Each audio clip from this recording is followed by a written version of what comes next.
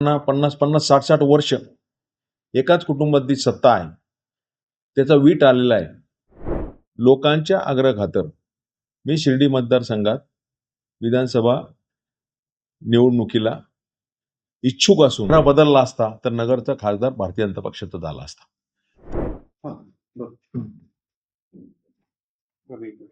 आजची जी प्रेस झाली नेमकं प्रेसचे काय मुद्दे होते आणि ही प्रेस कशा संदर्भात होती?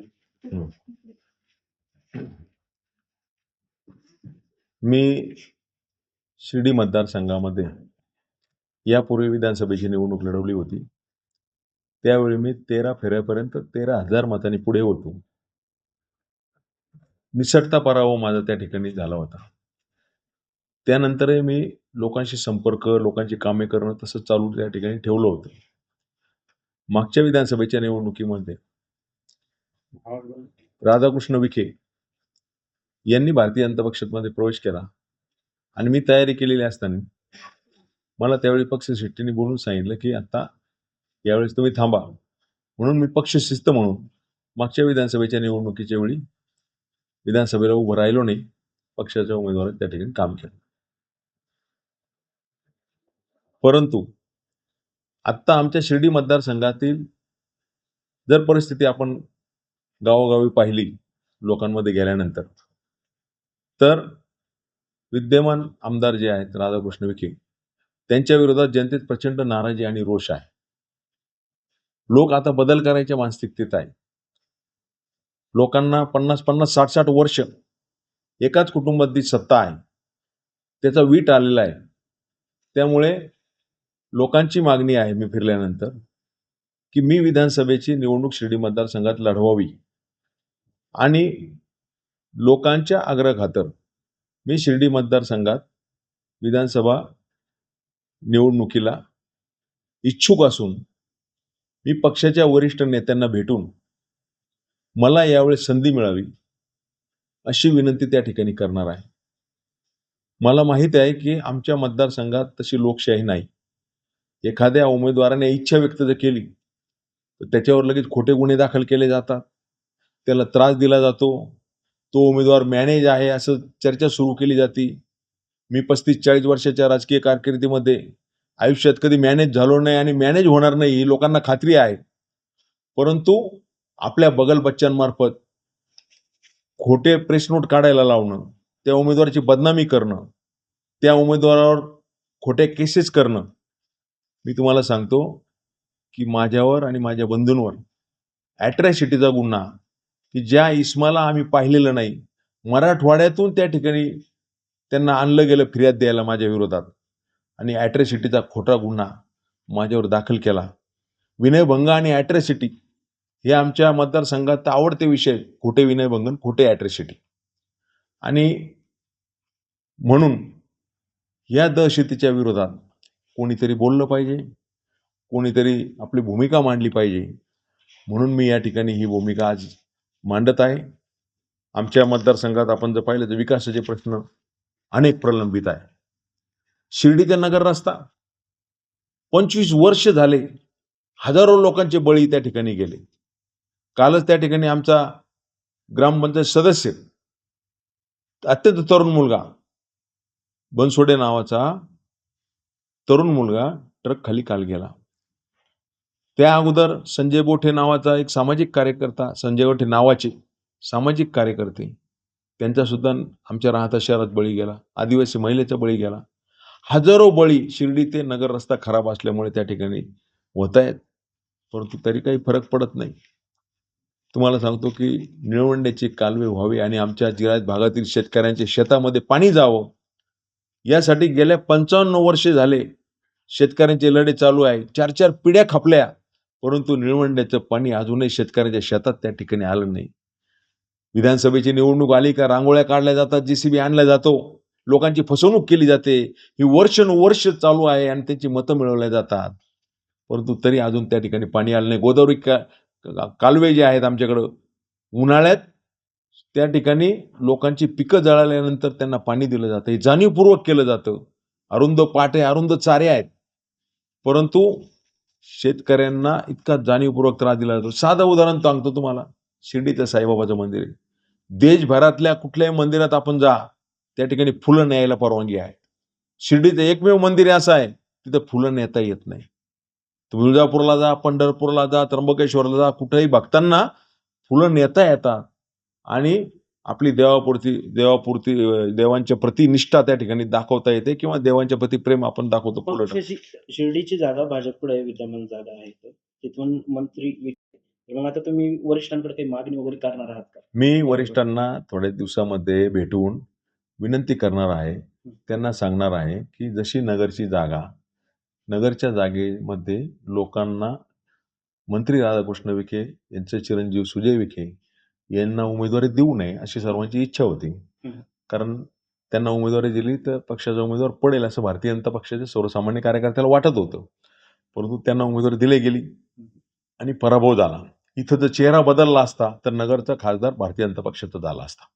त्यांच्याविषयी प्रचंड रोष होता. भारतीय जनता पक्षाचे जुने कार्यकर्ते जे आहेत त्या कार्यकर्त्यांना ज्या पद्धतीची वागणूक मिळाली, त्यांना साधा सन्मानही मिळाला नाही शासकीय कार्यालयात, त्या पद्धतीच्या सूचना होत्या आणि भारतीय जनता पक्षाच्या कार्यकर्त्यांची जी अवहेलना झाली त्यामुळे भारतीय जनता पक्षाचे जुने कार्यकर्ते त्यांनी पक्षाच्या प्रति काम केलं. परंतु ज्या पद्धतीचे ऍक्टिव्ह असायला पाहिजे होते, यांचा त्रास यांना उमेदवार आपला वाटलाच नाही लोकांना आणि म्हणून हे सीट त्या ठिकाणी ही जागा आपली गेली आणि म्हणून ती जी परिस्थिती आहे शिर्डी मतदारसंघात तशीच परिस्थिती शिर्डी मतदारसंघात आहे.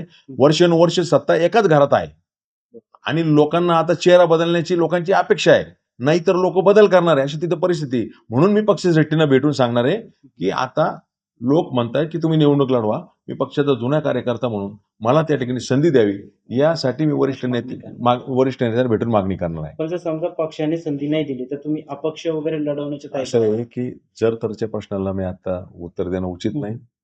पक्षाचे कार्यकर्ते काय म्हणतील काय नाही त्यावेळेस पक्षाची विधानसभेची तयारी मी तयारी काय 2000 मी मागे जेव्हा थोड्या मतांनी पडलो तेव्हापासूनच मी काय लोकांच्या संपर्कात मी घरी थांबलेलो नाही. पूर्ण वेळ मी लोकांचे प्रश्न समजून घेणं, लोकांचे प्रश्न सोडवणं. मागच्या वेळेस सुद्धा मी विधानसभेची तयारीच केली होती आता 2019ला. ते राधाकृष्ण विखे भारतीय जनता पक्षात आले. पक्षाने मला सांगितलं की यावेळेस तुम्ही थांबा. पक्षाचे त्यावेळेस मुख्यमंत्री आदरणीय देवेंद्रजी फडणवीस साहेब यांनी मला सांगितलं की पिंपळाजी तुम्ही थांबण्याची गरज आहे. मला तयारी करायला लावली पक्षाने. पक्षाचा आदेश आणि शिस्त म्हणून मी त्या ठिकाणी थांबलो. परंतु आता परिस्थिती वेगळी आहे.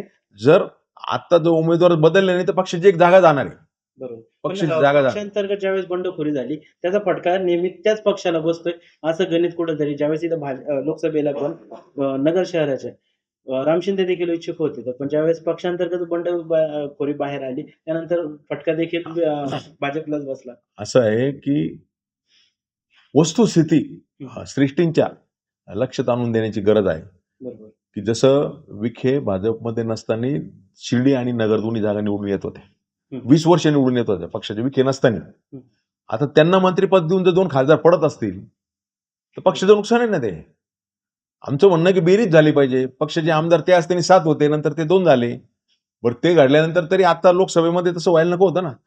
तुम्ही ज्या पद्धतीने काम करता आणि लोकांना तुम्ही त्रास देता, प्रशासकीय यंत्रणेचा दुरुपयोग करून आपल्या लोकांना त्रास द्यायचा, त्याच्यामुळे लोकांमध्ये प्रचंड प्रमाणावर असंतोष आहे आणि म्हणून ती पाळी आलेली.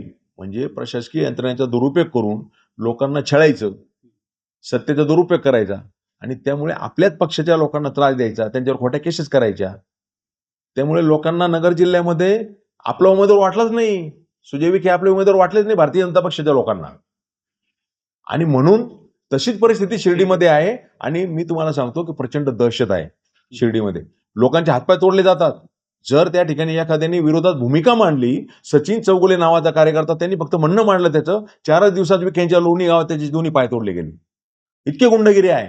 निवडणूक कृती समितीचे अध्यक्ष दादासाहेब पवार त्यांनी आपली भूमिका मांडली म्हणून त्यांच्याच लोणी गावामध्ये त्याच्यावर हल्ला केला, 26 टाके पडले आणि त्याच्यावर खोट्या अॅट्रॉसिटी केल्या. 1 महिना तो अनकॉन्शियस होता पुण्याच्या त्या हॉस्पिटलमध्ये. म्हणजे आमच्या शिर्डी मतदारसंघामध्ये प्रचंड दहशत आहे. कोणी बोलायचंच नाही. आज राजेंद्र पिपाळा बोलले तर लगेच राजेंद्र पिपाळावर खोट्या तक्रारी, खोटी निवेदनं सुरू त्या ठिकाणी होणार आहे. ही मला पूर्ण माहित आहे. परंतु सगळ्या अॅट्रॉसिटी माझ्यावर झालेले हल्ले या सगळ्याला मी आतापर्यंत त्यांच्या दहशतीला पूर्ण उरलेलो आहे. मी यांना घाबरत नाही. कारण सर्वसामान्य लोकांचं प्रेम आणि आशीर्वाद आमच्या बरोबर आहे. मला सगळ्यात जास्त 67,000 मतं मला जे पडले आता 80,000 मतं वाढून सुद्धा आता वाढलेले आहे. पण मला जे आतापर्यंत जे मतदार विधानसभेला ज्या ज्या उमेदवारांना मतं पडली, तर आजच्यापर्यंत उच्चांकी मतं मला त्या ठिकाणी पडलेली आहे. लोकांना विश्वासार्ह चेहरा असला, डमी कुस्ती नसली, तर लोक त्या ठिकाणी बरोबर राहतात. प्रामाणिक तुमची इच्छाशक्ती. पक्षाने संधी तुम्हाला दिली का पण आता तिथं चेहरा तुम्ही असं आहे की त्यांनी काय करावं कारण किंवा काय कुठेतरी हे मी ते काय करतील ते काय करतील हे मी आज सांगू शकत नाही. परंतु पक्षाने मला संधी द्यावी अशी मी विनंती करणार आहे. ते काय करतील हे मी आज सांगू शकत नाही. म्हणजे तुम्हाला सांगतो की आमच्या मतदारसंघात जसं मी मावाला सांगितलं, आज मंदिराच्या परिसरातले 4ही गेट 2-2.5 वर्षापासून बंद आहे. त्याच्यासाठी ग्रामस्थांना आंदोलन करावं लागलं.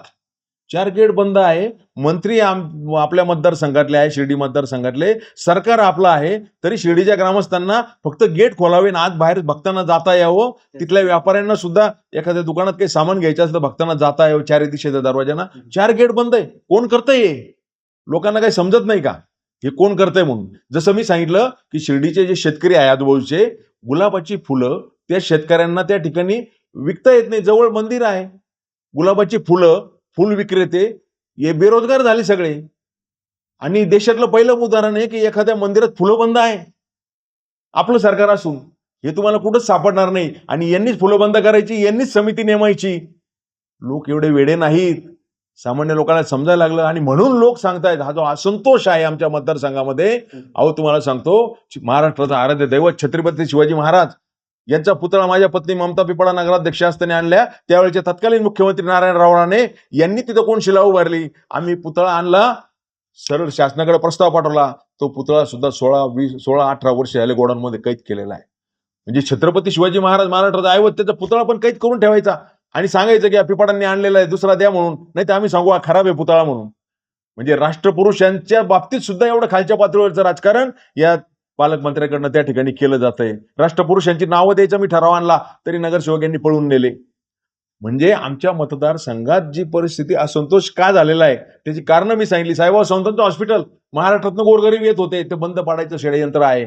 त्या हॉस्पिटलमध्ये कॅन्सरचा विभाग येऊ देत नाही. त्या हॉस्पिटलमध्ये बर्निंगचा वार्ड त्या ठिकाणी येऊ देत नाही. आयसीयूचे बेड वाढले जाऊ देत नाही. मेडिकल इंजिनिअरिंग कॉलेजेस त्या ठिकाणी होऊ दिले जात नाही.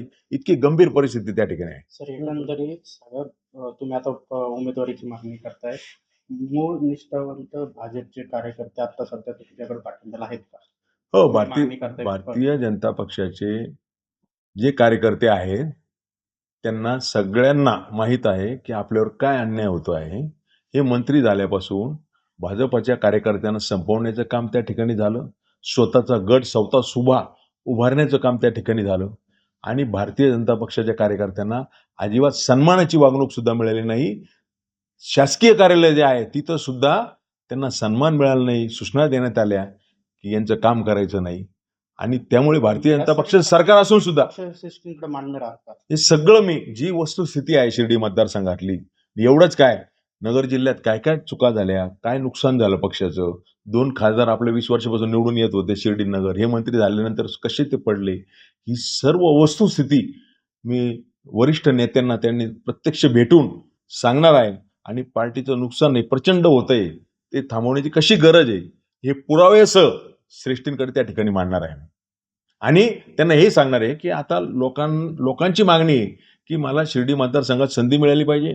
मंत्र्यांच्या पत्नी जिल्हा परिषदेचे अध्यक्ष होतात, मुलगा खासदार होतो, दुसऱ्या मुलीला गंगापूरचा कारखाना दिला जातो. सगळंच एका घरात पाहिजे का? कुठेतरी भारतीय जनता पक्षाच्या जुन्या कार्यकर्त्यांना तुम्ही द्या, संधी द्या, ही मागणी करणार. एकाच कुटुंबात संधी आल्यामुळे 60-60 वर्ष झाले लोक त्या ठिकाणी संतापलेले. लोकांना बदल करायला लोक वाट पाहत आहेत आणि हा बदल होऊन पक्षाचं नुकसान होऊ नये म्हणून भारतीय जनता पक्षाच्या दुसऱ्याला तिकीट दिलं पाहिजे, ही मागणी मी करणार आहे. आणि माझा पूर्वानुभव आहे, मला जी सर्वात जास्त मतं पडलेली आहे आणि म्हणून मी विधानसभेचा दावेदार म्हणून मी सतत संपर्क ठेवल्यामुळे मला जी मतं पडलेली आहे, मी थोड्या मतांनी विखेंच्या विरोधात पडलेलो आहे.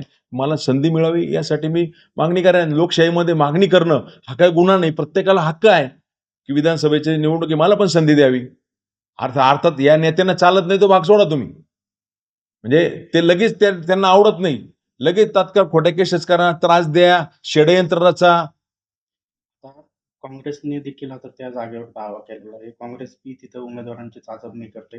जर समजा तुम्हाला इकडे भाजपकडनं जर समजा नकार मिळाला किंवा ग्रीन सिग्नल मिळालं नाही, तर तुम्ही काँग्रेसचं असं आहे, आत्ता मी जरतरच्या प्रश्नाला उत्तर देणार नाही. आत्ता माझी भूमिका मी भारतीय जनता पक्षाच्या आमच्या श्रेष्ठींकडे त्या ठिकाणी मांडेल आणि मला विश्वास आहे की आत्ताचा जो अनुभव आहे, सध्याचा जो पक्षाचं नुकसान झालेलं नगर जिल्ह्यामध्ये, हक्काच्या दोन्ही जागा गेलेल्या आहे, निश्चितपणे पक्ष झेटी याच्यावर विचार करतील असं मला त्या ठिकाणी विश्वास वाटतो.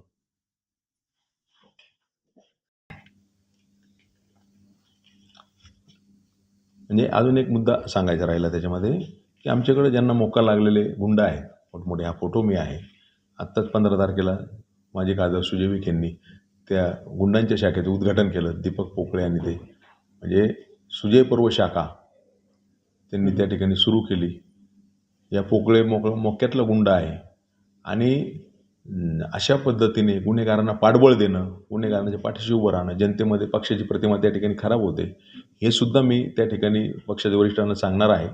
आणि हे काय सुजय पर्व बॅनर लागले ते अख्ख्या पूर्ण गावामध्ये. आणि म्हणून ही शिर्डी मतदारसंघातील गुंडगिरी आणि दहशत त्या ठिकाणी थांबवूया आणि लोकशाही आणूया, यासाठी मी त्या ठिकाणी प्रयत्न करणार आहे.